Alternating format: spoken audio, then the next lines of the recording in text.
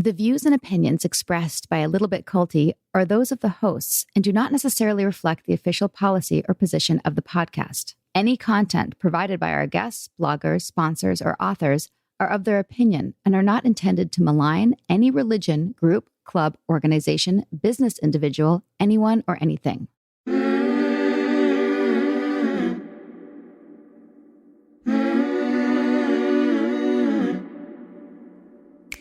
Hey everyone, I'm Sarah Edmondson. Hi, I'm Anthony Ames, Sarah's husband, aka Nippy. And we're here to talk about things that are just a little bit culty. We were in a cult and we woke up, and it was all captured in a docuseries called The Vow on HBO. Also in my memoir, Scarred. And then we made this podcast.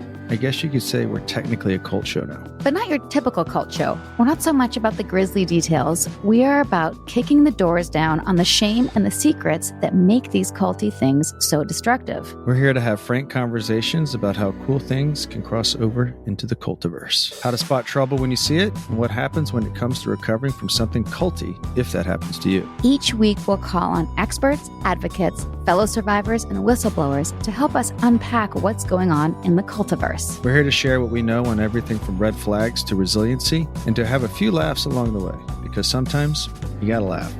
Thank God. Now, we have a lot to cover, so let's get this show rolling, shall we? A Little Bit Culty Season 2 drops new episodes every Monday on the Acast app or wherever you get your podcasts. Be sure to subscribe so you don't miss an episode. And to learn more, visit us on Instagram or at alittlebitculty.com.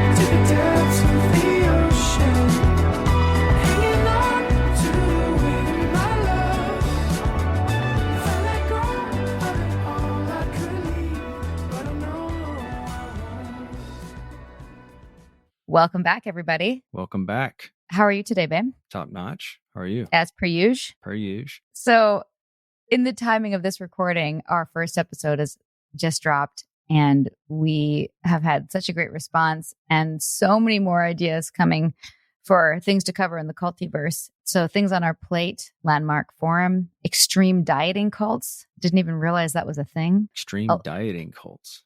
Yeah. Weren't we in one of those? That's what I'm thinking will be interesting about that, is looking at all the extreme diets that were happening in Nexium. Every time I went, people were either doing the raw diet or keto or Atkins or juice cleansing. I mean, always low calorie, but... Always, of course. Always. How else? Keith says you only need 600 calories a day for optimal... Okay, whatever.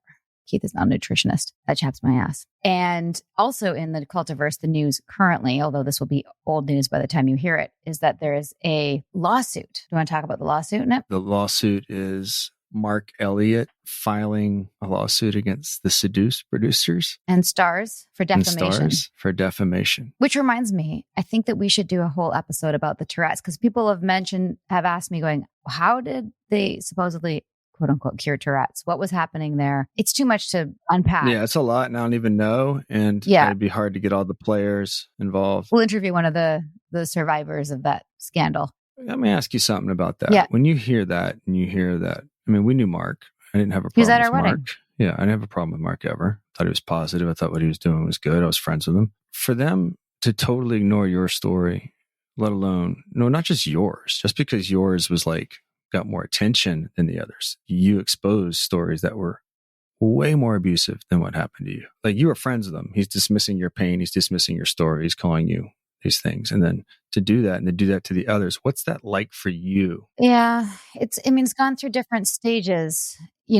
At the time, I remember having a conversation when we first came out, and he was still talking to us, and we told him what happened. And he said, well, this is just this group, right? This is the upper ranks didn't endorse this. And I said, no, this is Lauren was my master, and her direct orders came from Keith. And he said, there's no way. There's absolutely no way. If I find out that Keith had anything to do with branding people with his initials, I'm out. And he sounded genuinely concerned at that time. And to now be at the stage we are where he's obviously, what you said, Nippy, I love this line. He's on the wrong side of history. For him to be... Well, yeah, you were right there the last time I spoke to him. Yeah, he was probably one of the last people we spoke to, and he was still willing to talk to us. Now he's, ethically shunning us or whatever. But I've gone through stages of being what?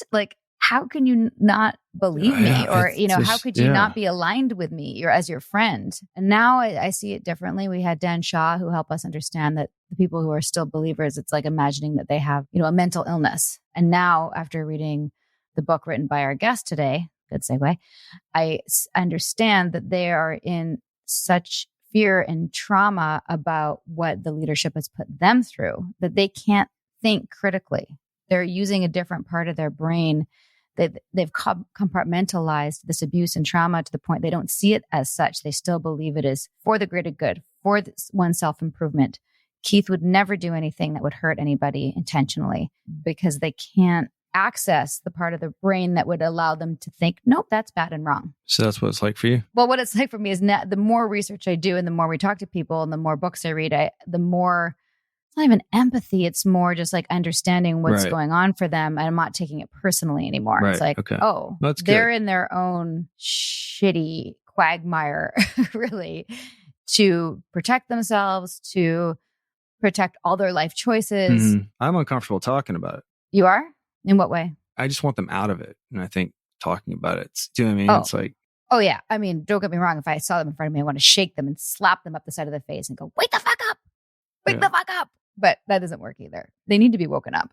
In fact, they say everyone thinks that we're brainwashed. They haven't even read the books on brainwashing. I know, that's the thing. They don't even not even take it. They haven't done the education. I bet you if they read Terror, Love, and Brainwashing, they'd go, oh shit, I was in a cult. If they read the 16 characteristic traits of a narcissistic sociopath, if they read those traits and they were remotely honest, they'd pivot right away. Maybe, but that's the thing is our next guest talks about how because of what was done to them and their brain, they may not have the capacity to think critically about that. They can function in their lives, but they can't look at what happened to them because it's like it's shrouded in fear. But I'm trying to compress. Segue, by the way. Yeah, thank you. I am trying to compress this incredible book into these little nuggets. But our guest today, her name is Alexandra Stein. She is a cult survivor and a renowned expert on cults and totalitarianism.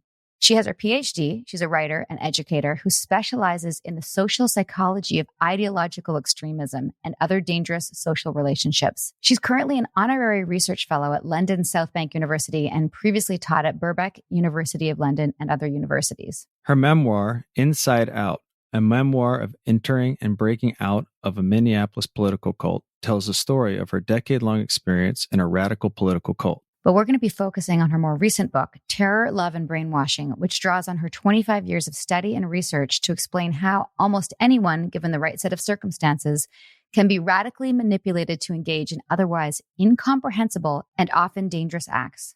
Using the evolutionary theory of attachment to demonstrate the psychological impact of these environments, and drawing on latest neuroscience, the book illustrates how the combined dynamic of terror and, quote, love works to break down people's ability to think and behave rationally. In other words, we have a lot of questions for her.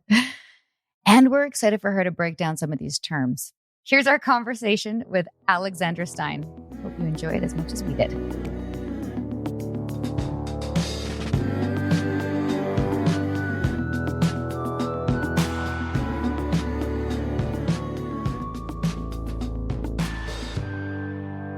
Welcome to our show. I'm sorry it's taken so long to get you on here, but ultimately we wanted to make sure we did you justice because you've got these two amazing books and you're truly an expert in the field. And we wanted to make sure that, we didn't ask you stupid questions, but very articulated and well thought out questions. And oh my goodness, do we have so many for you? Yes. I'll say you took a lot of the things that Sarah and I had come across in the last 3 or 4 years. I think I speak for you when I say this, Sarah. Correct me if I'm wrong. I will. I know you will. I don't like the word unpacked, but you definitely went deeper in certain areas that I found really, really interesting to the point where Sarah's like, this is you. I'm like, Sarah, just relax a little bit. So thank you for your work. Thank you for that. As you know, this field is a kind of weird, marginalized one. It is, yeah. It's always really kind of wonderful to hear those, it's helpful to people when one speaks out and studies it and all the rest, because, it's needed. You certainly turned your story into wisdom. I think that's the objective, at least, when we have these podcasts, that's the objective, for us to that people can walk away with something. I was going to say right back at you. Yeah, I can't believe you read the book twice, and I feel really honored. Why twice? I guess you read it a while ago. Yeah, I read it when it first came out, and then I thought, because I've got a terrible memory, I thought I better just refresh and I was going to skim it, but then it's so interesting. I just read it again, I still won't remember things, but a few things will stick. Yeah, I don't remember details, so that's okay. I get by. Well, reading your book, I couldn't help but, relate it to our experience. And I just thought, holy cow, that's, yes, Keith did that. Oh my goodness, his inner circle did that. Yes, we did this. Yes, we did that. And I'm sure it must be the same for you reading the book, being like, oh, there's that pattern of abuse and there's that strategy. Am I right? Oh, that's what's amazing about this field. Yeah, I totally was seeing that. It's like, oh yeah, I know that one. And, there was I in a supposedly left-wing political cult, and there were you in, completely different, really, if you think of it ideologically, completely different, right? But the same bullshit is going on. Same. Yep. Same. After, listening to your interviews, I turned to Sarah last night and I said, he knew exactly what he was doing and when. Like there was some sort of discrepancy about maybe it wasn't as planned out and thought out, but the more I learn about this stuff, the more I think it's well planned out, well thought out, and well researched. And at least to the extent that he got caught. He was smart in how he did it. Keith, you mean? Oh my God. Well, both. Yeah. Let's start with you. The first questions, you can take them in whatever order that you want that it fits your story. It's what did you think you were getting into? How did you wake up? And what does your healing process look like now? What I thought I was getting into, and this was back in, I think, 1979, 1980, when I first sort of heard about this mysterious group. I thought I was getting into a revolutionary, political, progressive, left-wing group that was going to be a place for me to fight for social justice and equality. That sounds good. Well, I've slightly changed the wording now, but, I'm still wanting to do that. Idealism. Well, it's idealism, but it's also, I don't just want to call it idealism, though definitely I was very idealistic. Mm-hmm. But, we need to think about how to make the world just agree. Equal. And, so it's not like that's a bad thing. No. When I say idealism, I don't have a negative. But a lot of people do, which is why I said that. It's true. Yeah. A lot of people think, oh, well, you were just stupid. Well, I was stupid. There is truth to that. When I go, God, I was stupid, Let me say that you weren't stupid, but you didn't have the education that you have now. Exactly. I didn't know. Well put, sir. Yeah, thank you. I was not warned. So I thought it was this good organization that was kind of serious about what it was doing, because I'd been involved in a lot of things in San Francisco and Berkeley, where I'd been living, that, were good and were trying to do some good things, but also a bit flaky. People didn't always do what they said they were going to do. And I had this background from my family of being very political, that I was born in South Africa, and my family had been, over the years, to some extent involved in the anti-apartheid movement. And I grew up knowing people who were leaders of that movement. And I knew that, some of them got put in prison for 30 years, like Mandela. And my best friend's mother had been assassinated by the South African security police. So I was highly politicized and very much understood that to be a sort of committed political person on the left could be a high risk activity. And what year was this? 79, 80. I think I was about 79, 80 where I first encountered this group. So it was right around when Reagan got elected. And in a way, the left kind of post 60s, 70s, the left was a bit losing direction or something, or it was a change in the zeitgeist. So a lot of my friends who I'd been activists with were kind of settling down and, being normal people and having families, things like that. And I was like, no, we still have to change the world.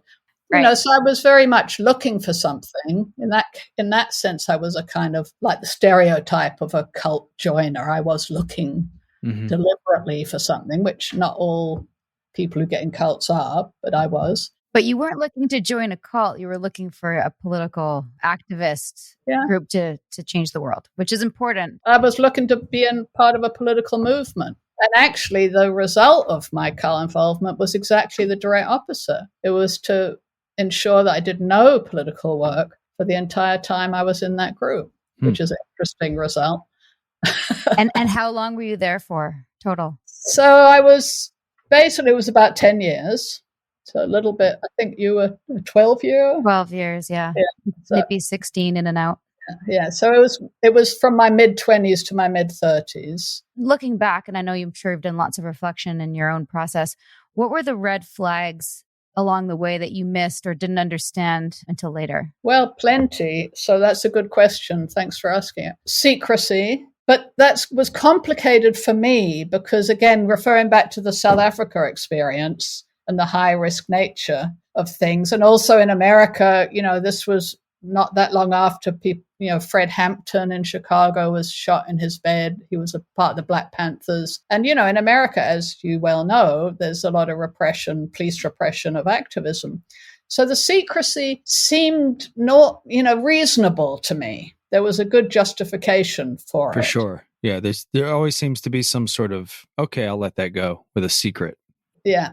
However, now when I teach, I often say, secrecy be warned, unless you are actually in some kind of, dictatorship or totalitarian society where you actually are going to get. In isolation, a secret can be okay, but the process of secrets tends to create an inertia towards more secrets. It's not necessarily a static thing when people start certain behaviors, if that makes sense. And it's also making that super rigid boundary, isn't it, between those, the inside world and the outside world. And you can't validate anything that you're experiencing with the outside world because it's secret for whatever reason. Right. Our reason was security from the state.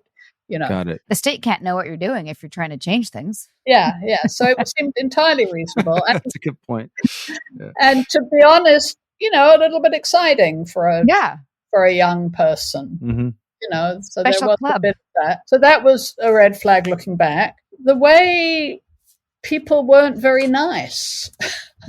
We didn't do love bombing. I always laugh about this. We talk about love bombing a lot in cults. We didn't do that.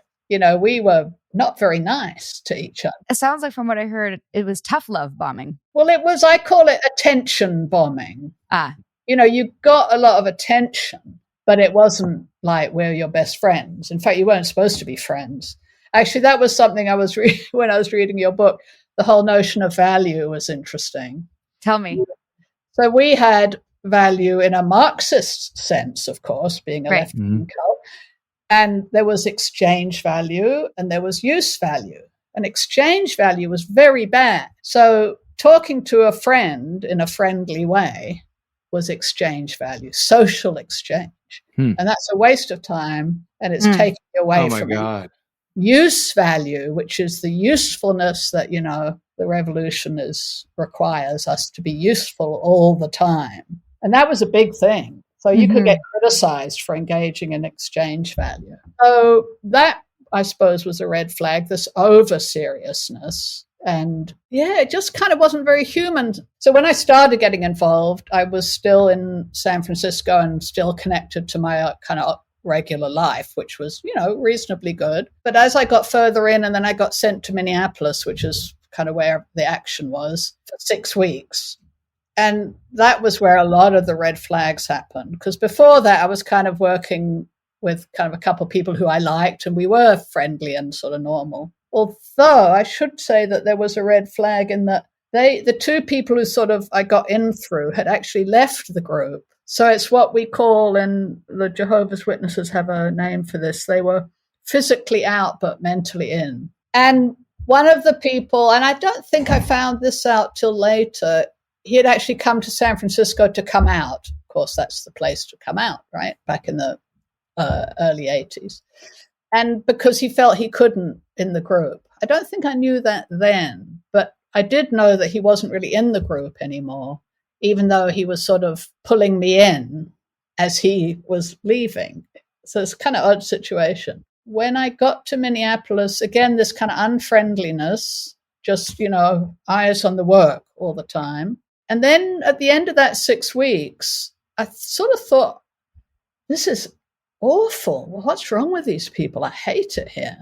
The living conditions were not nice at all. I got put in a room that just had a kind of accordion, one of those accordion walls kind of thing. That would be a deal breaker for me. And I had to walk through someone else's room, and I was living with 2 guys to go to the bathroom and stuff. It was just not terribly private. You didn't really have your own space. So at the end of the 6 weeks, I was really like, oh, these people are weird. I can't remember looking back, and I can't remember even if I wrote it in my book, what happened that got shifted. But I'm sure it must have been to do with their general thing, which was exactly like yours, by the way, of, are you committed? Mm-hmm. What's your commitment? You say you want to, help make the world a better place, or, but, you've got to put your money where your mouth is. So all this guilt tripping about your commitment, and is your own personal development or individual needs more important? That worked on me for quite a while. And then when I left, so I ended up joining and moving to Minneapolis. Rather quickly got put in a relationship with a man who became my husband, and rather quickly was told to try to have a child. This is all in my book, by the way. These are long. All of my stories are long, so I don't. Which wasn't really what I was ready for, but I liked this guy I was married to rather quickly in a rather sad little registry office event. And it was like, well, yeah, it would be nice to have a kid, but it kind of wasn't really my decision. Mm-hmm. And then I kind of wasn't in control of that process, especially I couldn't get pregnant. And then there was kind of medical stuff and that I didn't feel I was really making the decisions about. And then I was also working at the bakery, of which I spent a lot of time in the bakery, which I kept wondering, how is this making the revolution? I mean, okay, it's nice. To clarify, this is the cult's bakery. The cult bakery. Yeah. Mm-hmm. Yeah. Is that what it was called? It was called the People's Nutritional Bakery. Really? Almost. Yeah. Another front group, which we'll talk about later when we do some definitions. Okay. We made good bread, but I don't think we were making revolution. And what we were doing was exploiting local, mostly Black workers and paying them below minimum wage, which rather was against my previous life, where one of the things I'd done was work in a trade union organizing. My grandpa was an old trade unionist. The idea that you would underpay people as part of the revolution, who weren't part of the group. It's one thing for me to have given all that free labor, which I did for many, many years. So I left over that and some other things after the first year. So that was your wake-up call? No. Oh, no. You came back. I came crawling back after 3 months. So when I left, I was, of course, not allowed to see anyone in the group, including my husband. So I was physically out, but mentally not out. I was in Minneapolis. I didn't know anyone else there apart from cult members. My husband, who I liked, wasn't seeing me. I had one of the kind of lieutenants would come and check in on me every couple of weeks and sort of find out if I had gotten better yet, so to speak, after my tantrum. So I was totally isolated when I left, and I didn't know what it was. I didn't know that a cult could be political. I just thought it was this group, and I was having a problem with this group. Mm. Again, cutting a long story short, I ended up crawling back after 3 months, primarily looking back because I was so isolated, and I had absolutely no one to talk to about any of this. And then when I agreed to come back, they sent my husband to visit me after having not seen me for 3 months with a bunch of peonies, nice pink peonies. I still remember the sight of him walking down the street with these pink peonies. That would get me back. Good to know. Good to know. Good to know, Sarah. Yeah. I try to tell people I like it when people get me flowers. Hint, hint. But looking back, it's so sad, And again, it goes to what we'll talk about later, the attachment stuff, doesn't it? That he knew that one of the way to get me in was to, hook me up with someone, and that worked very well. And then anyway, I was in for another 9 years.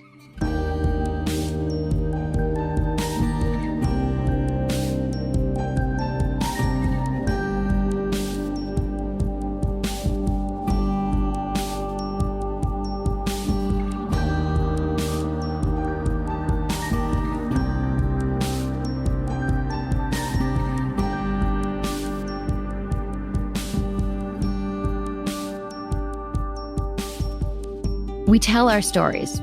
We change the world. A Little Bit Culty is proud to support the #IGotOut project, which empowers survivors of cultic abuse to share their stories online as a catalyst for education, prevention, and healing. Learn more about the #IGotOut movement and find resources at igotout.org. The Frankies were a picture-perfect influencer family, but everything wasn't as it seemed. I just had a 12-year-old boy show up here asking for help. He's emaciated. He's got tape around his legs. Ruby Frankie is his mom's name. Infamous is covering Ruby Frankie, the world of Mormonism, and a secret therapy group that ruined lives. Listen to Infamous wherever you get your podcasts. Meals bring people together, but for many families, providing their next meal can be a challenge. You can help by participating in Macy's annual Feeding the Hungry food drive. All proceeds go toward local food banks and families. Now through January 31st, you can purchase an icon in-store or online, or watch out for the blue Feeding the Hungry shelf tags, where a portion of your purchase will be donated to local pantries. Together, we can combat hunger in our local communities at Macy's.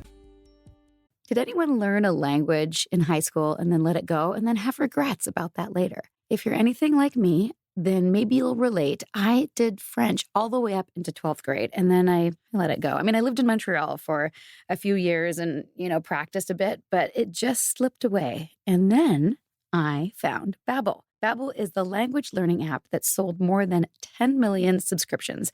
And thanks to Babbel's addictively fun and easy little bite-sized language lessons, I've been able to get back my French. I've actually found learning French to be fun again. And c'est vrai, je parle français.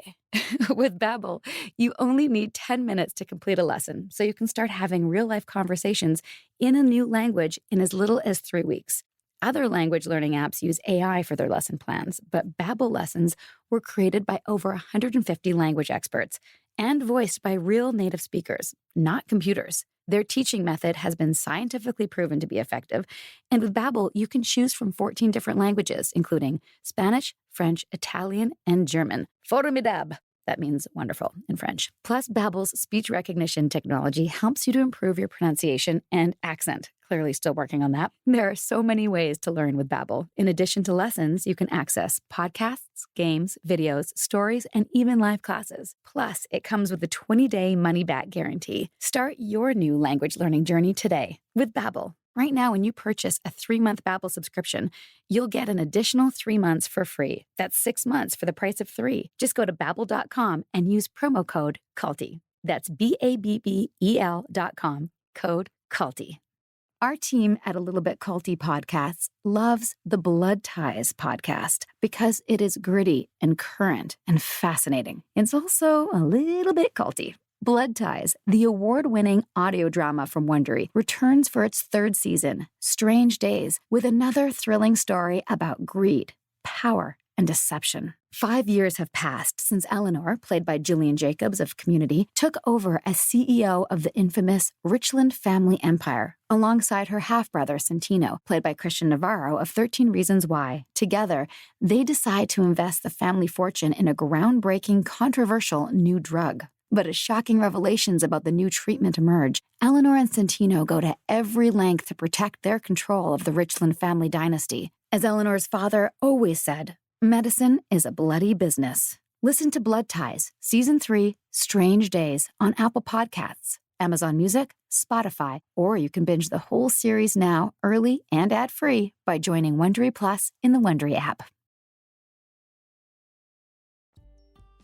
That's wild. 9 years. Can you give us a brief analysis of why this group eventually, like how you came to terms with the fact that it was a cult, not just a political group. Like what specifically about it was destructive? Like if someone's listening to this and going, well, I still don't understand why it's just not just a political group. What specifically about it made it a cult on the destructive spectrum? Well, first of all, I want to say I don't know what the undestructive cult looks like. Well, yeah, we've been using Steve Hassan's spectrum of like groups that are insular but not doing anything bad. But what abuses of power were happening that made it a destructive group is what I mean. And also to preface that too, that cult and brainwashing terms are, as we've learned going through this process of interviewing people, need some refinement or distinctions, which I think you addressed too. So I think they're very useful words, but you have to define them, which I'll do later. Well, the O, as my group was called, or the CO, they took control of my personal life.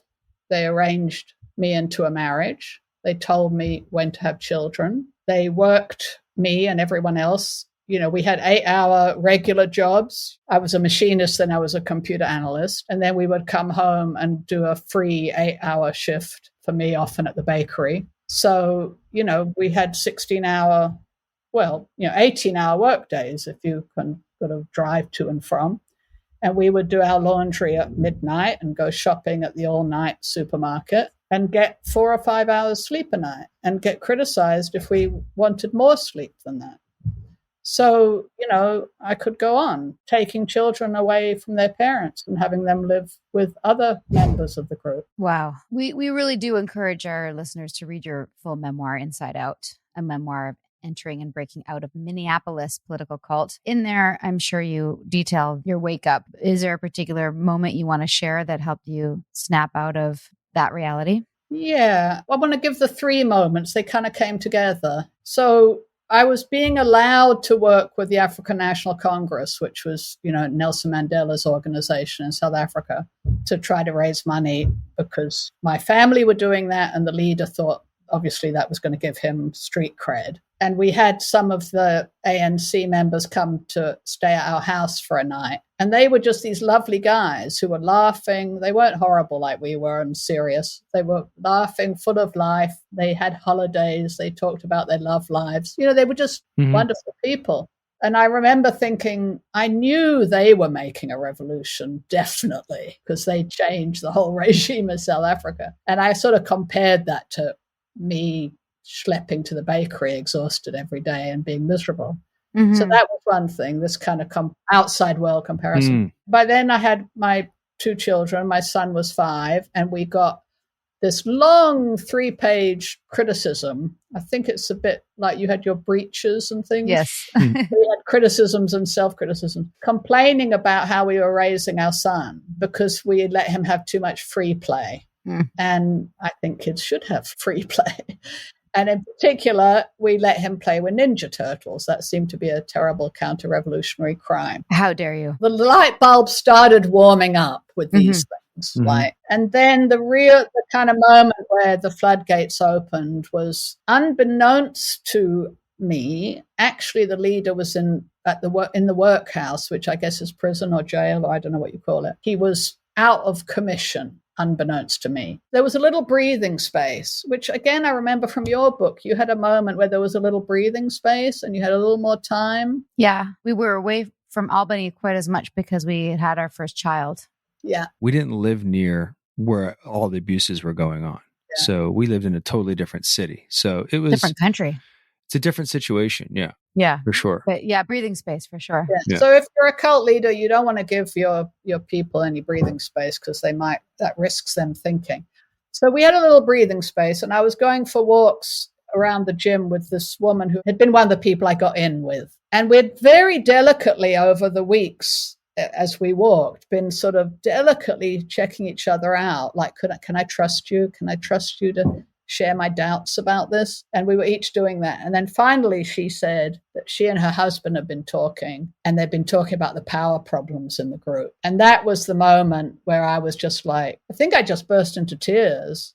And then I think she burst into tears as well, and we hugged. And that was the floodgates, where it's just like, I didn't know what it was. I still didn't know it was a cult, but I knew I was out. And then the 3 of us spent the next 3 months secretly planning our way out. Wow. Yeah. We had to plan it carefully because, our whole lives were involved. And then I was married and I tried to approach my husband, but he wasn't ready to leave. And did he come out eventually? Yeah, he came out a year later, where I actually got Steve Hassan, who I think you've probably interviewed. Yeah. He was our first guest. Yeah. Okay. So that, again, this was when, it was a long time ago, 30 years ago. I got him involved with my husband's family, who are a really great family. And he kind of helped them learn how to gently nudging my ex-husband out. But, he didn't come out at first. And it was really difficult because there was custody issues. And, we shared a house and we had a business together. Everything had to get untangled. Well, you know how it is. The worst thing was the fear. It was just terrifying. And for a long time, I would have nightmares and even sort of daymares of the leader. The image I had was that he would drive by in a car with an automatic weapon and shoot through my house. That's the level of fear. And I think a lot of people who leave cults have some version of that. Yep. It is a terrifying thing. So those of us who manage it are very brave. It takes a lot of courage. Indeed.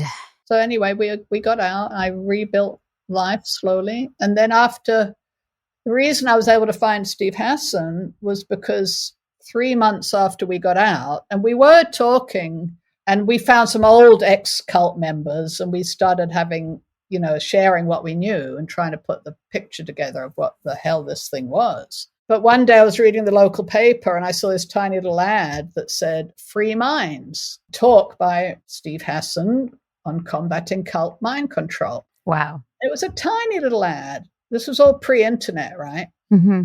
And I saw the words Free Minds and cult mind control. And I thought, oh, shit, maybe it was a cult.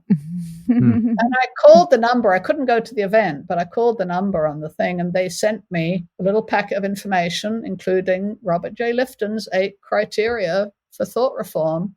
And I ticked every one of those 8. And that was another kind of floodgates moment where it was just like, wow, I have been in a cult for 10 years.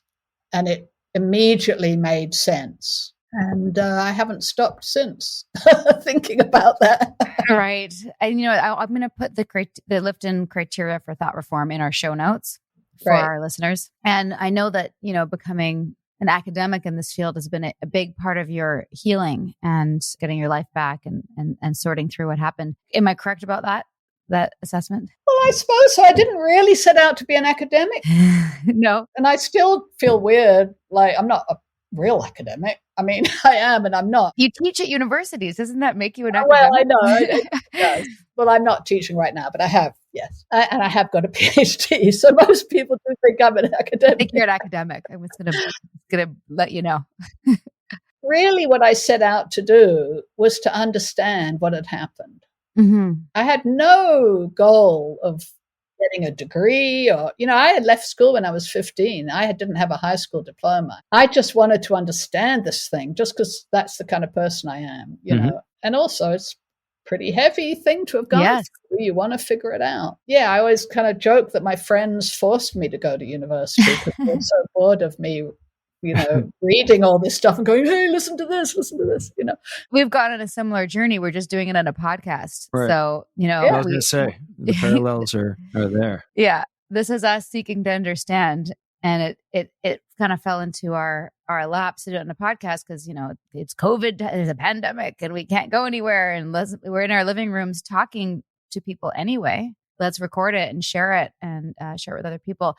The thing that I was really drawn to the most is how your theory on how charismatic authoritarian leaders control their followers with attachment relationships so that they become emotionally and cognitively isolated and then ultimately unable to act in their own survival interests. And it's like you put terms on things that I've been coming to understand, but now I can isolate it and say, this is exactly what happened to us and relate it to other groups. Like I said earlier, we recommend that people read this book cover to cover. But if you could condense for our listeners in a sort of tangible couple of sound bites. Can you summarize attachment theory and how it relates to cult leaders and their ability to control, if that's not too much to ask? And give our listeners a premise of what attachment theory is, I guess, too, right? Before I do that, I just want to say that, it's one of few different theories. So I don't, they're all important. Right. Mm-hmm. And they all add something. It's its own field itself. Yeah. Before you do, I want to also preface it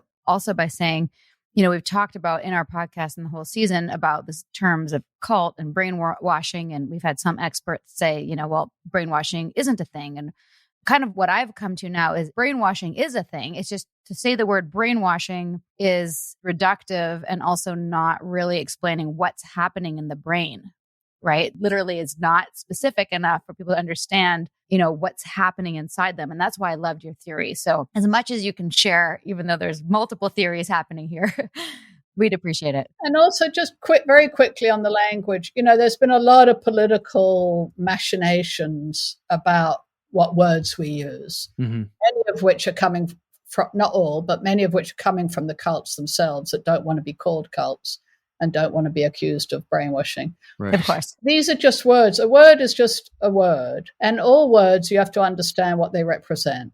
So I think the layperson, these words come closest for the layperson to begin to understand. But that's just my position. I know other people have different positions. No, I like that. So, what I call a cult is, something that has the charismatic authoritarian leader. It has a hierarchical, closed, isolating structure. It has a all or nothing belief system that covers everything for all time. And it uses processes of brainwashing, which we'll get into.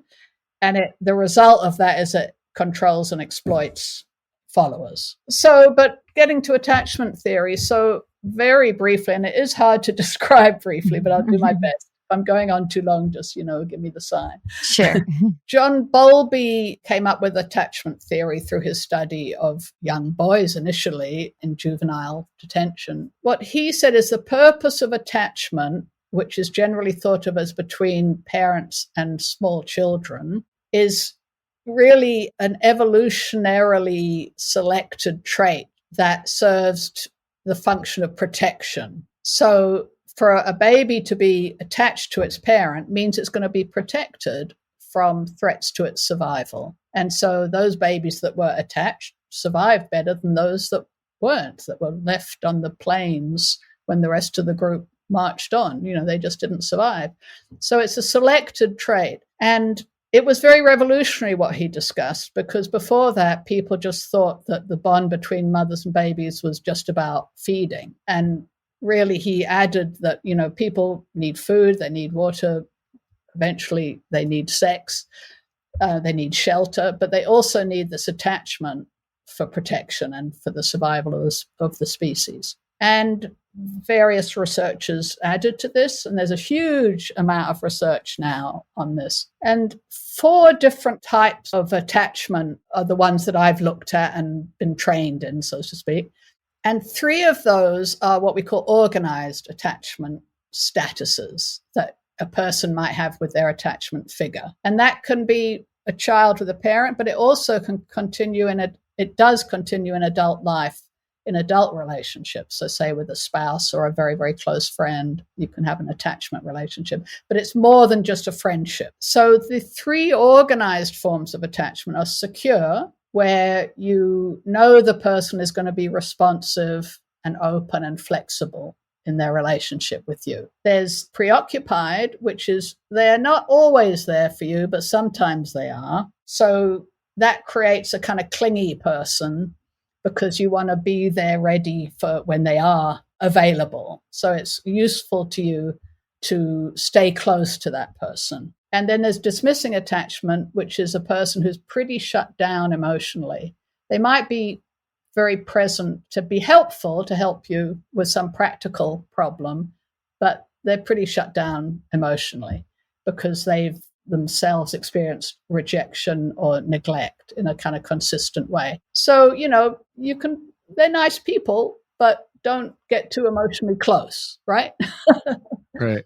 But those are all organized, so you can kind of predict, that person is like that, and you can sort of manage around that. But there's a problematic form of attachment called disorganized attachment, where, in short, it's unpredictable. And that person is sometimes, there, sometimes not there, sometimes okay, sometimes importantly, sometimes frightening.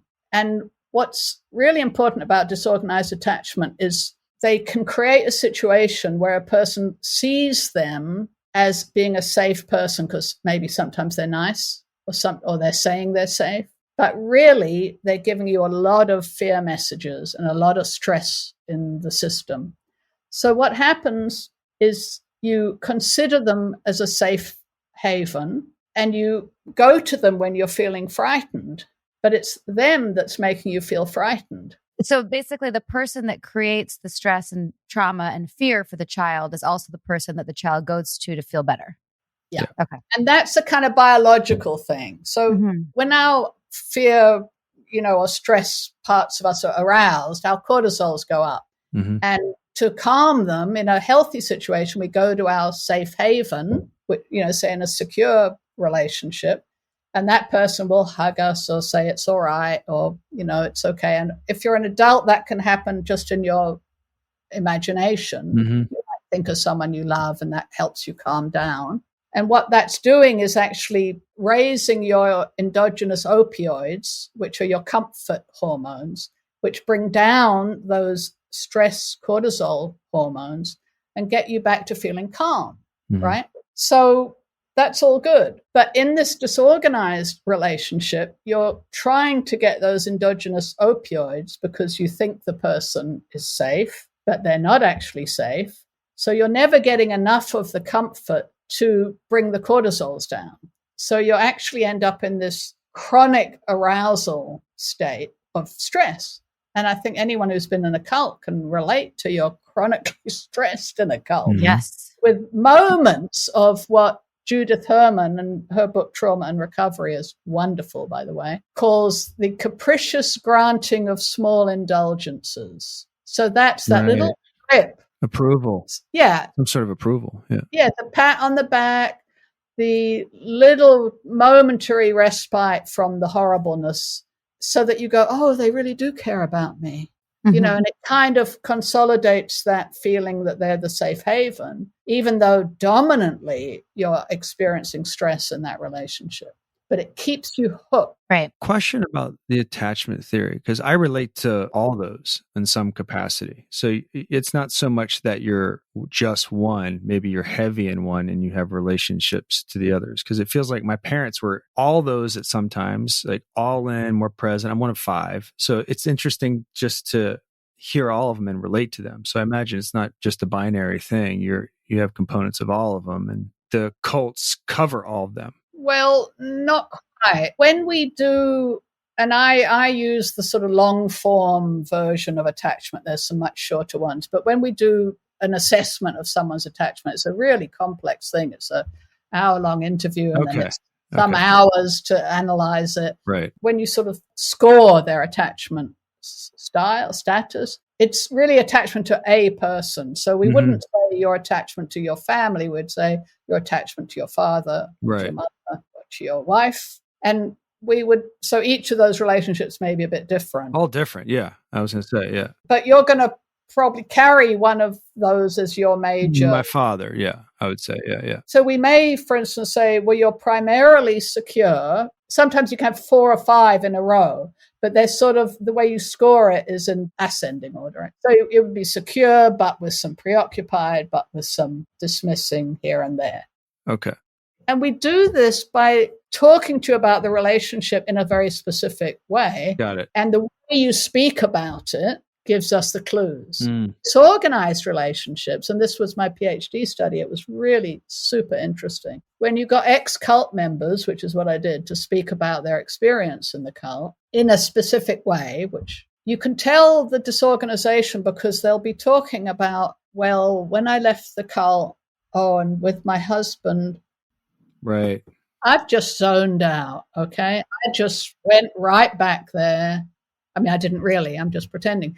But that's what you see in the speech. People don't have what we call a coherent narrative, which are secure relationship would have. You could say, oh, even if there was a divorce, you could say, yeah, well, me and my husband divorced and it was really difficult, but we went to mediation and we sorted it out and now we kind of cope with each other.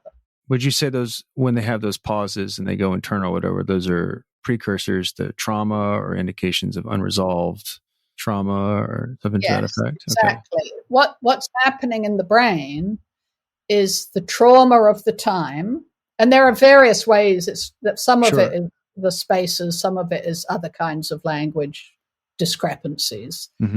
But what's happening in all of them is that trauma that was experienced at the time did not get processed. And trauma happens in, so to speak, the midbrain. It gets kind of trapped in the midbrain, which is sort of the emotion centers. In a non-traumatic memory, we experience something like that little divorce scenario I just gave. It might have been difficult at the time, but then it was worked through, and now it moves by processing through language to your frontal cortex, which I think of as nicely stacked bookshelves. The memories are there, but they don't hurt. You can access them. You can pull the book down and look up, oh, yeah, that's when we divorced. It was difficult, but now it's over.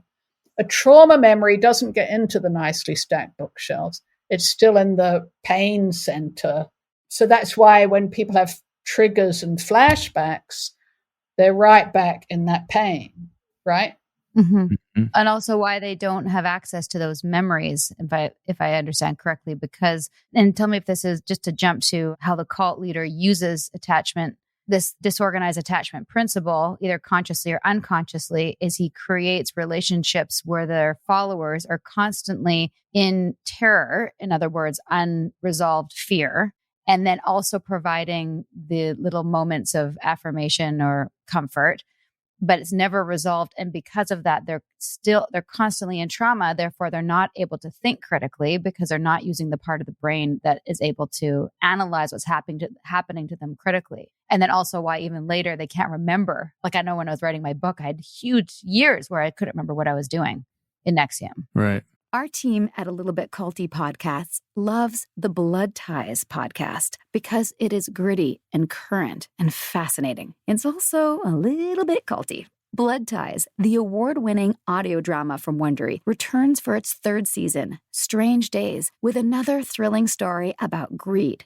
power, and deception. 5 years have passed since Eleanor, played by Gillian Jacobs of Community, took over as CEO of the infamous Richland family empire, alongside her half-brother Santino, played by Christian Navarro of 13 Reasons Why. Together, they decide to invest the family fortune in a groundbreaking, controversial new drug. But as shocking revelations about the new treatment emerge, Eleanor and Santino go to every length to protect their control of the Richland family dynasty. As Eleanor's father always said, medicine is a bloody business. Listen to Blood Ties, Season 3, Strange Days, on Apple Podcasts, Amazon Music, Spotify, or you can binge the whole series now, early and ad-free, by joining Wondery Plus in the Wondery app. Meals bring people together, but for many families, providing their next meal can be a challenge. You can help by participating in Macy's annual Feeding the Hungry food drive. All proceeds go toward local food banks and families. Now through January 31st, you can purchase an icon in-store or online, or watch out for the blue Feeding the Hungry shelf tags, where a portion of your purchase will be donated to local pantries. Together, we can combat hunger in our local communities at Macy's. This episode is sponsored by BetterHelp. What are your self-care non-negotiables? Maybe you never skip leg day or never miss yoga. Maybe it's getting 8 hours of sleep. I mean, that's my personal and everyone's dream, isn't it? Well, I definitely have some non-negotiables. Like, I'm in Vancouver right now, and I'm spending literally as much time as I can outside in nature. Hashtag cold pools, hashtag crushing it. Nature is a non-negotiable. Not enough time in the fresh air and the trees around me, and I start to feel not great, not myself, not grounded. Therapy day is a bit like my nature walks. I try to not miss it, and I know I'm just going to feel so much better all around if I make it a priority. I get so much out of it. It helps me put my worries and anxieties in their rightful place and helps me clear my mind so I can focus on what I really need and sometimes what I don't need. Like, I don't need to be overbooking myself just because I hate to say no to people. You know what I mean? Thanks, therapy. Thanks for helping me see that. And if you're thinking of starting therapy, give BetterHelp a try. It's entirely online, designed to be convenient, flexible, and suited to your schedule. Just fill out a brief questionnaire and get matched with a licensed therapist, and switch therapists anytime for no additional charge. Look, even when we know what makes us happy, it's hard to make time for it. But when you feel like you have no time for yourself, non-negotiables like therapy are more important than ever. Never skip therapy day with BetterHelp. Visit betterhelp.com/culty today to get 10% off your first month. That's BetterHelp, HELP.com/culty. Let me try to pick some of that apart. Please do. That's my layman's terms of what I understood. But tell me. I think you said that very well, though the end I want to come back to yes, please. in a different way. But yes, and it's what I call the cult leaders and also abusers of different kinds. And, right, not just cult leaders. Abuser who abuses in a group, right? Mm-hmm. They create what I call a chronic relational trauma, and the relationship being to the group or the leader. It doesn't have to be directly to the leader. It gets institutionalized in the group. I mean, I never knew my leader. I didn't know their name. I didn't know who they were. But the group was doing their bidding and creating this chronic relational trauma. Right. When you're in a trauma state, you don't go to your frontal cortex, that bookshelf area that thinks in language and thinks logically and thinks, what should I do about this difficult situation? You're just trapped in the deer in the headlights. How am I going to get through today? How do I stay out of trouble? You may not be saying that to yourself. In fact, you're not saying that to yourself. You're just stuck, kind of blank, really. That's what dissociation is. You can't think about your feelings. But when we look back, we go, yeah, it was feeling pretty crap most of the time. There may have been good parts in it, but the relationship, that feeling of, something bad's going to happen, the kind of unknown terror. It also explains for Nippy and I, like, partly why we never were fully in, is that we weren't totally isolated, and we went back to Vancouver and we had families and outside of the community. But when we went back to Albany, we noticed that people looked like zombies. Yeah. They were a couple people in particular, specifically Allison Mack, was very vacant looking. But now I know it's dissociation. And also having gone through some dissociation myself with the branding and having felt that, I understand it so much better now after reading your book, what was going on in my brain. So I think the relational method of dissociating people by, getting them in this frightening relationship that they don't understand is frightening. They normalize it too. If you knew it was frightening, you'd try to escape. Mm-hmm. Mm-hmm. But you don't know it's frightening because it's put as being, it's great, in fact. It's good for your growth. It's good for your growth. It's good for the world, And also it starts off, at least in our case, as love bombing. Yeah. It doesn't start off as terrorizing. And it's, as we know, deceptive. You literally do not know what's going on. You don't know that other people are getting beaten or whatever. You only know your little slice of it. Right. Because everyone's so isolated. Yeah. And I was going to say the isolation, which I haven't emphasized enough, and thank you because you keep bringing it up. And that's super important, because this doesn't work unless you're isolated. Mm-hmm. So if you're not isolated, and that's what the secrecy does. The secrecy is one of the many useful ways to isolate people.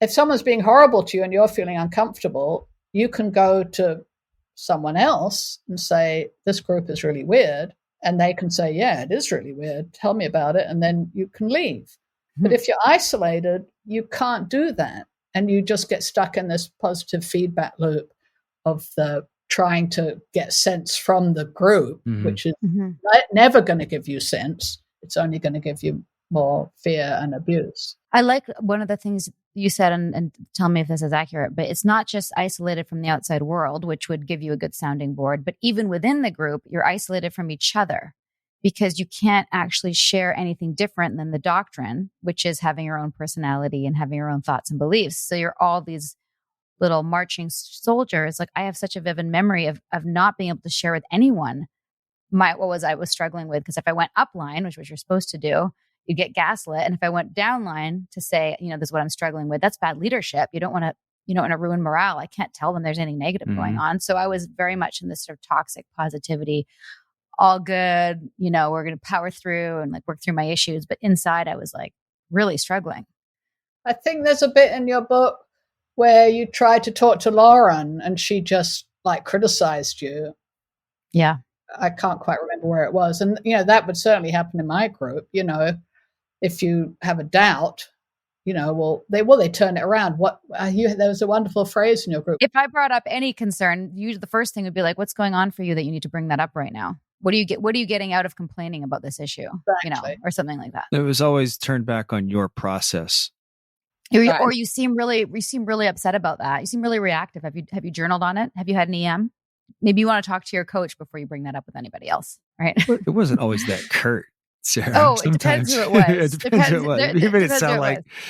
Some people were really nice. Like Karen would be like, "Oh, you seem really reactive. Have you thought about talking to your coach?" Mm-hmm.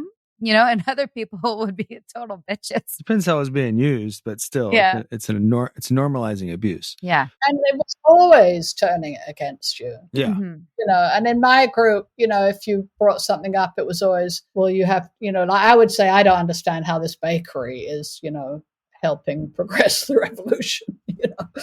Well, you have to struggle with the practice. Just work harder, struggle more. You never got to engage with the question. And you're right. Sometimes that was from nice people who had learned that was the appropriate way to deal with doubts. And also, if you had too many doubts, you could get in trouble, for having, then you might have to write a self-criticism about your ideological form and what your form of motion was. This was all bullshit from my group. That would cause you to bring up these questions. And, what were you going to do about it? What was your method of correction? Right. Breach plan for us. Yeah, it's the same exact thing, and it's the self-criticism, which comes from Mao's China. It's on the subject of brainwashing, which is still going on now with the Uyghur population, I just wanted to hone in on that, because we're really trying to give our listeners very tangible things, little processes that they can go, oh, this is happening to me. Not just I feel weird, or this is culty, or I don't, I got to get out of this. That's a specific thing. If you're in a group where you can't express concern safely without it being heard or validated or dealt with, that's a major red flag. And just the importance of whatever you're in, religion or group or organization or relationship, there's no outside source that you can go to for ideas, alternative perspective without being in trouble. Major red flag. And that's where the secrecy comes in again. You're not to talk to anyone outside the group.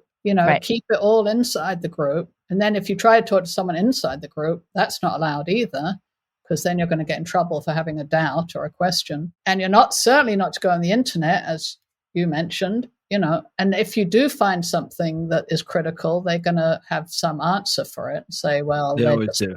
Yeah. It's really important to say, if you are in a group, do not let that group engulf you totally. And that's kind of my formula I came up with, my shortest formula for how these things work. They isolate you, they engulf you in a group that claims to be the best thing since sliced bread. But there is also a lot of stress and fear in that system. So isolation plus engulfment plus fear, that's your formula for controlling other people. Just going to mention that you use the word also in your book, chaperone, having, making sure that the person's, never alone. And Nippy and I were laughing about how, like, we were trained in our 5 days when we became coaches that on lunch, we would divide and conquer, and all the coaches would go with a group of people. So if anyone had concerns, we could address them. Yeah. We didn't want them to be alone and being looking on the internet and then conspiring that maybe we were a cult or whatever. Yeah. Or talking to each other. Talking to each other. Yeah. You can't do that. I mean, if I'd done that my first 5 day, I never would have come back if I'd had that space to do that. We were recognizing how, and we've been trying to do this throughout the whole show, the whole podcast, is looking at what was good about what we had, and also how it could be used for bad if somebody has bad intent. And for example, we had a coach. We were assigned a coach for 30 days after our first 5 days, part of your 5-day package. And then as soon as you became a member, you always had a coach, and you were supposed to check in with that person every day. Yeah. And creating that accountability, which, that's great. Under the guise of your goals. People having an accountability coach is great. But I think what Keith was doing was kind of normalizing having to go choose somebody in that ranked regime, somebody above you who had authority over you, that really was the chaperone. I don't think I use that word. I call it a contact. Everyone in my group had a contact who was above you. Right. And the contact might sometimes change. Well, I think you've had Yaniel Alich on your show. Yes. I'm sure you have. We have, Yes. So he probably pointed this out. But the Heaven's Gate lot did the same thing. You know how they had a check partner, which was somebody, and the Mormons do this too when they send the two kids out. That's what I was thinking about, the chaperones from the Mormons. That's what I was referring to. Yeah. So you always have to be with that other person. And it's a different version of this thing of having a contact or a coach. There's this constant presence. And then it got ramped up in your case and also in Heaven's Gate, where you had to respond to the texts, the ready texts. From my master. Yeah. And in Heaven's Gate, they had a thing where, I can't remember if they blew a whistle or something, and everyone had like a minute or 30 seconds to get to some central point. And, so the ringing of the bell. How similar these processes are. I mean, we didn't have that, but, you could be called up in the middle of the night. You better answer that telephone. Right. It was being trained to be responsive and to be obedient and being accountable and to have somebody always keeping an eye on you. So you always feel like you're being watched. Yeah. Can I go back to the thing about trauma and what it does to the brain? Because I think we kind of moved off before I got to say something. Yes, please. We circle back here all the time. Let's circle back. Yes. I tangent a lot. It's my fault. So when you're in a trauma state, the experience or the memory of that state stays in this just emotion part of the brain, what we call the limbic region. So whenever you're reminded of it, that fires up. And that's the bit that feels like it's happening right now. And that's why it's frightening. Even if it's something, that happened 30 years ago, if you haven't processed it through language, it's still alive in that sort of the same area of the brain that experiences pain, actually. That's why it feels just as painful.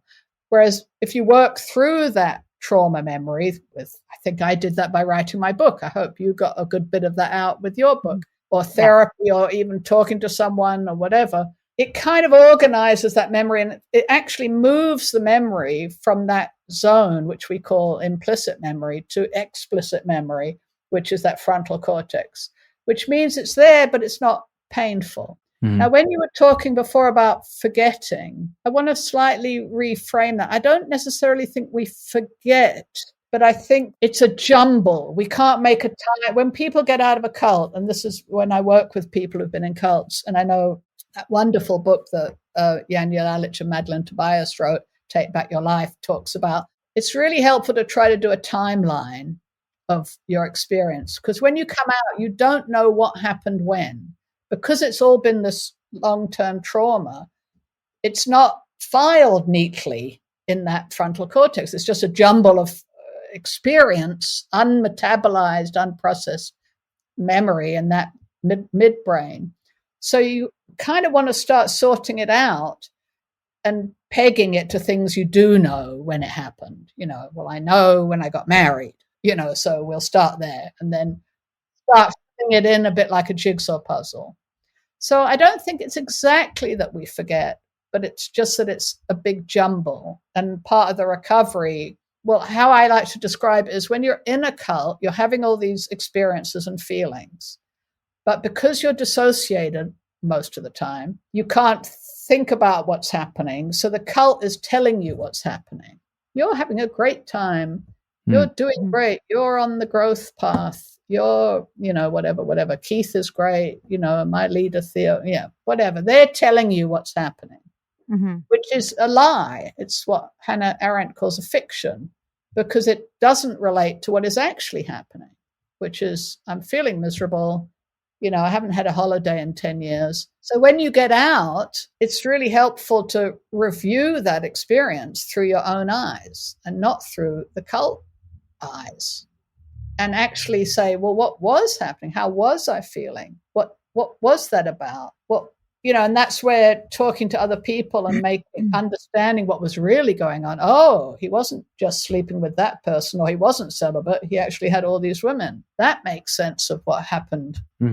We can't know everything that happened, but it does help to try to find out, again, put that jigsaw puzzle piece together of what was actually going on in the group. and then relate it to your little position and how you are being used. When I say you, I mean one.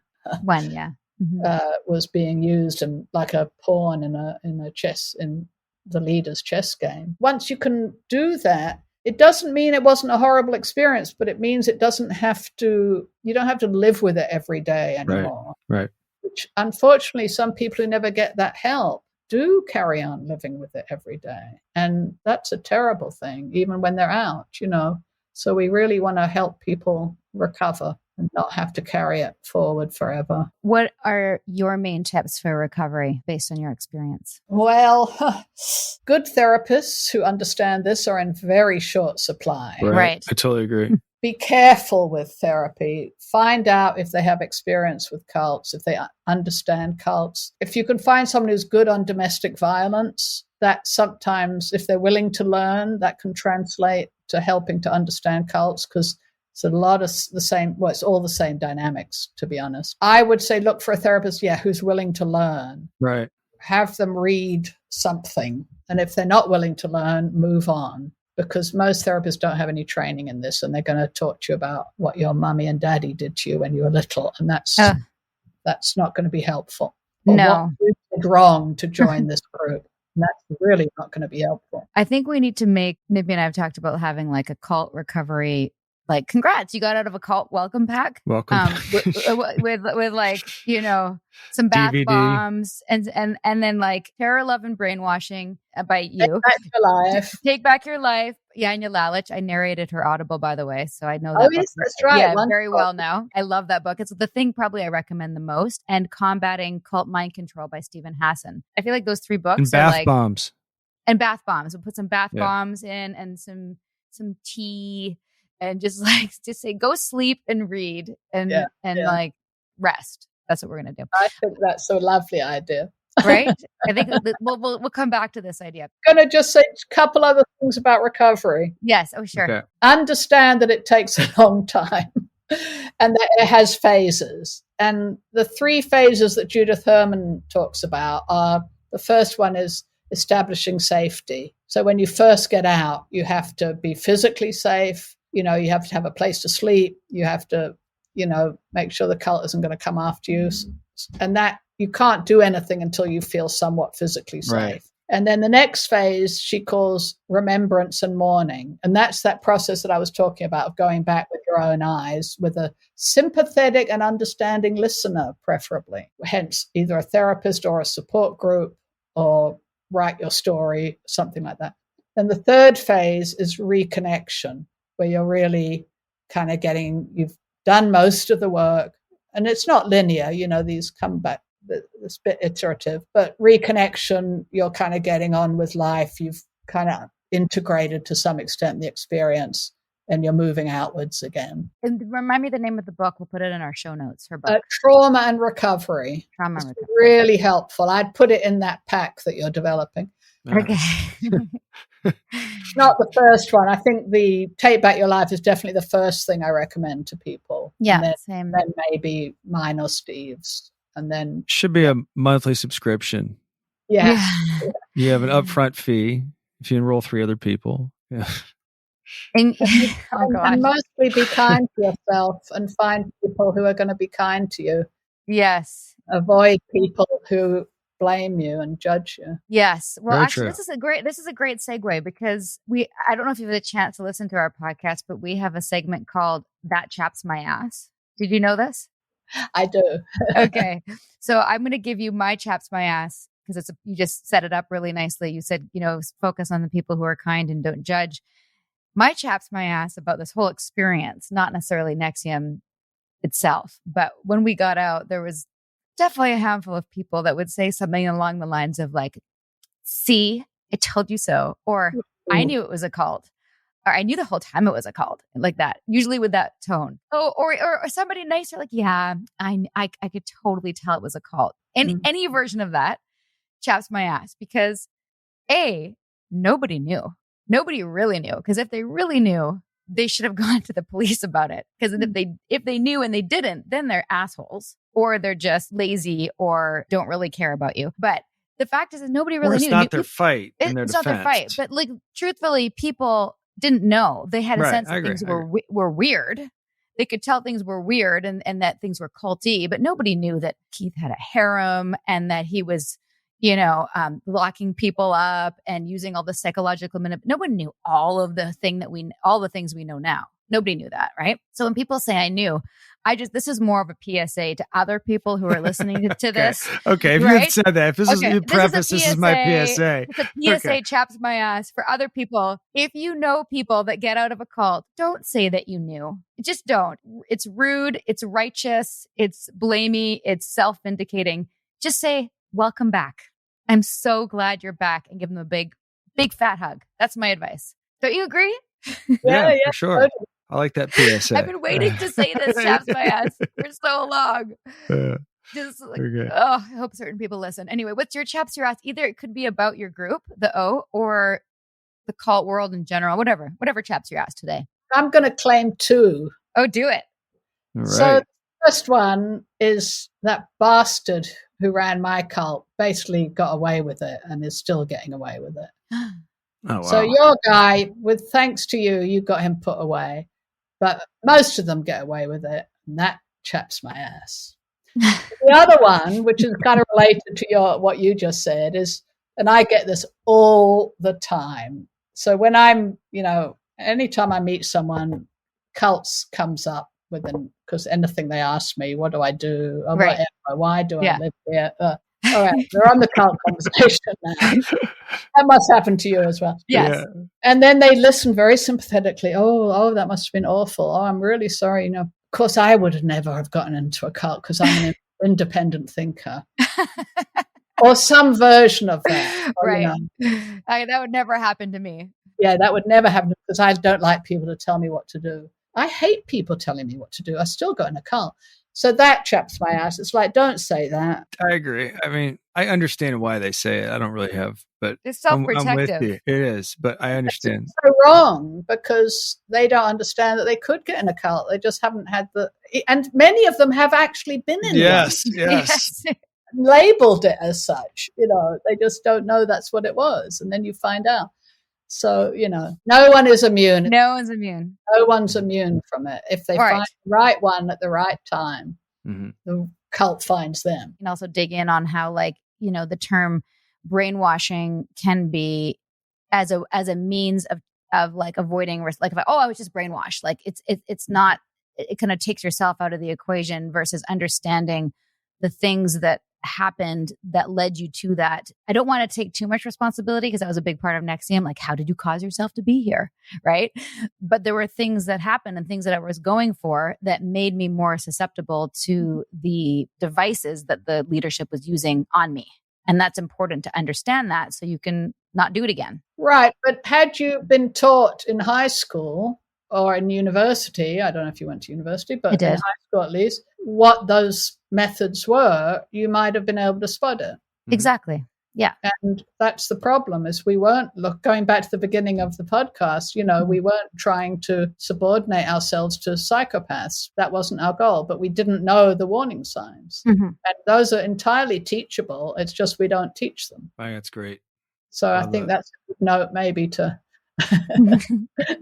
Yes, a great note to end on. And I think we'll definitely have to have you back and dig into some of these other topics. I have more questions. I keep going, but we so appreciate your time. And it's late in London, so you probably need to.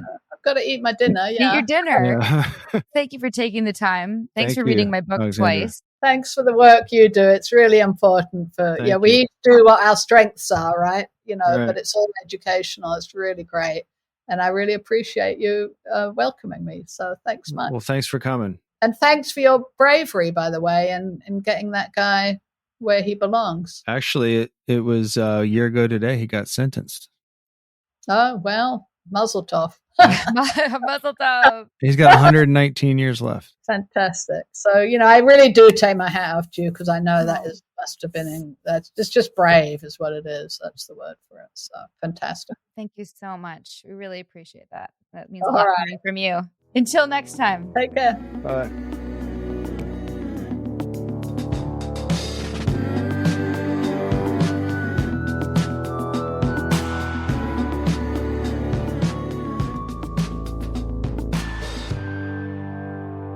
think we say this every time, that we could talk to them for hours. Maybe we just need to we do talk to them for hours. We need to book like 3-hour podcast. We're not there yet. Do you have a word salad for today? I do. Guess Let's what it's hear it. on? Brainwashing. You got it. Word salad. Okay, so there's visual components to it that our audience isn't getting, and we're going to post one of it too, but I'm sitting very still. I'm looking down as though I'm thinking very, very deeply. I'm lifting my head up, making eye contact with the crowd. It's interesting. What does it mean to be brainwashed? It's interesting. I laugh at the image of like a little man or a woman scrubbing your brain. Is that such a bad thing? In essence, it is a cleanse, if you will, of the mind. And were it possible, wouldn't it be a good thing? And then once this so-called brainwashing takes place, is it self-imposed? Is it done by an outside force? And wouldn't it be in the best interest of that outside force to brainwash you into doing good things in the world? That's what I propose. That's pretty good. So that's a good example of... like a forum that he would do. Yeah. Like trying to make brainwashing sound positive. Profound. Positive and profound. Yeah. Thanks, everybody. I really want to hear what you think about this episode or what you think about brainwashing now. And if you're familiar with these attachment styles or not, we will put some links in our show notes so you can read more about it. I think it's a fascinating concept for parents and for just, people generally, but especially in regards to how cult leaders control people by keeping them in this disorganized attachment trauma state, which actually is what we now know as trauma bonds as well. We didn't talk about that today, but lots to unpack. I'm going to go for a walk and try to sort this through in my mind. And we hope that you have a great day. Bye for now. Bye for now. Sinking down to the depths of the ocean. I'm hanging on to the weight of my love. If I let go of it all, I could leave, but I know. Let's keep the conversation going. We'll be back soon with more episodes of A Little Bit Culty with more experts and survivors. And sometimes experts who are survivors, as well as some familiar faces from The Vow from HBO. If you've got suggestions or questions on upcoming topics, find us on Instagram at A Little Bit Culty. And for more background on what brought me here, my memoir, Scarred, the true story of how I escaped NXIVM, the cult that bound my life, is available on Amazon, Audible, and where most books are sold. If you'd like to help us spread the word about A Little Bit Culty podcast, please give us a 5-star review and tell your friends to subscribe. Seriously, take out their phone and tell them to press subscribe. Takes a second. We're also available on Apple Podcasts, Spotify, and every major listening app. And if you're listening on a smartphone, tap or swipe over the cover art of this podcast to find show notes and helpful resources. You might also find some offers from our sponsors there. And when you support our sponsors, you help us keep this podcast going. Just don't be a little bit culty about it. A Little Bit Culty is executive produced by me, your co-host, Sarah Edmondson, and Anthony Nippy Ames. That's me. Associate producer is Jess Tardy. Produced, edited, mixed, and mastered by Citizens of Sound. Our amazing theme song, Cultivated, is by John Bryant and co-written by Nigel Asselin. I'm Sarah Edmondson, and thanks for listening to A Little Bit Culty.